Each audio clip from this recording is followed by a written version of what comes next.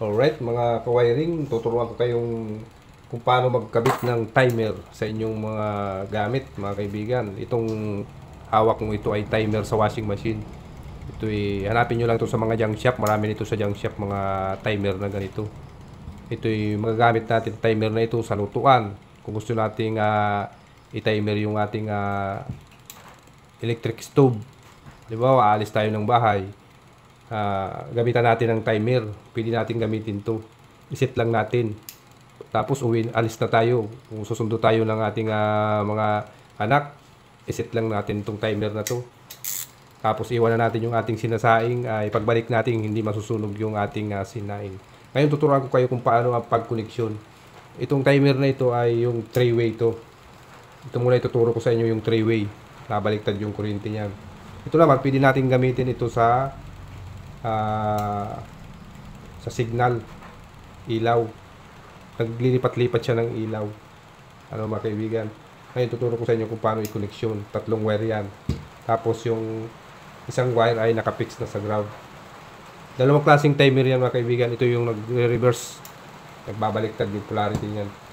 Ito naman, itong isang timer na to, ito yung single timer lang kung tawagin. Ito yung rotation timer kung tawagin. Ayan, ituturo ko sa inyo yung pag-connection niya, no. Tingnan nyo. Walang daya yan mga kaibigan, no. Walang electronic na nakakabit. Mechanical to mga kaibigan. Mas matibay ito doon sa mga nabibili sa Shopee na timer na electronics. Ito kasi mechanical to. Maririnig nyo to. Malagatik. Yan, no. Nagsasarili siya ng bitaw. O. Yan ay legit mga kaibigan.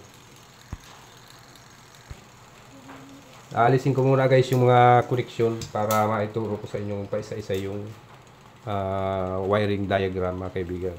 Ayan, ito na yung actual na natin yan. Ito na yung timer.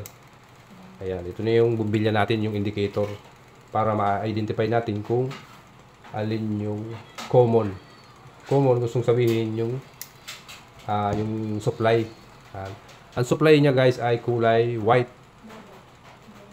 Yung paglilipat-lipat naman ng kuryente niya ay blue at saka pula. Ano po? Tapos itong kabilang function ng connection ng ilaw ay ipipix natin sa negative. Ayan, oh, nakapix yan sa negative. Kaya ito ikakabit na natin sa negative. Yan, nakaseries yan. At ito namang white ang common, ilalagay natin sa positive. Ayan, hindi magsasalubong na yan dyan sa ilaw. Ang magkocontrol niyan guys ay ito ng timer. Ayan, 3-way timer ito. Ito yung may forward reverse na ginagamit sa washing machine.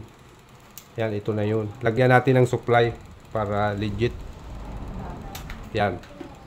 Naka-timer na yan mga kaibigan. May supply na yan. Ayan, oh. Umilaw, 12 volts yan. Yan, wala tayong ano dyan ha, walang daya yan. Oh. Ito yung supply dyan. Oh.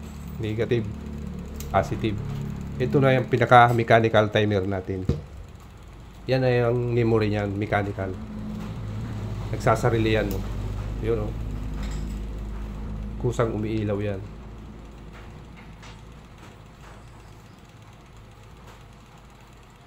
Yan, lilipat yan doon sa kabila.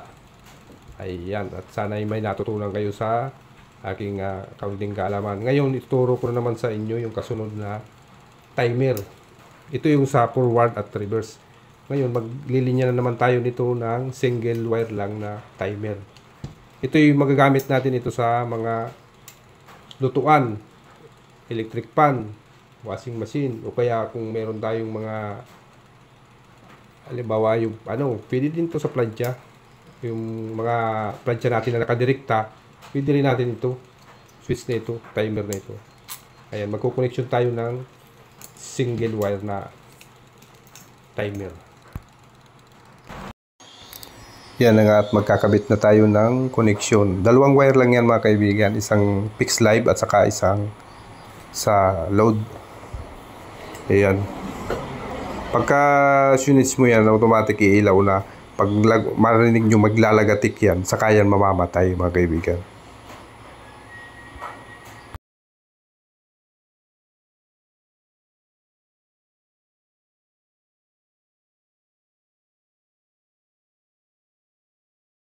Ayan, at yan na nga yung single timer natin. Yan ay napakagandang gamitin sa electric stove. I-set lang natin ng matagal. Kahit iwanan natin yung yung ating sinaing ay hindi masusunog. Halimbawa, masundo tayo ng ating anak, iwanan natin. I-set lang natin to. Lagyan natin ng timer yung ating mga lutuan.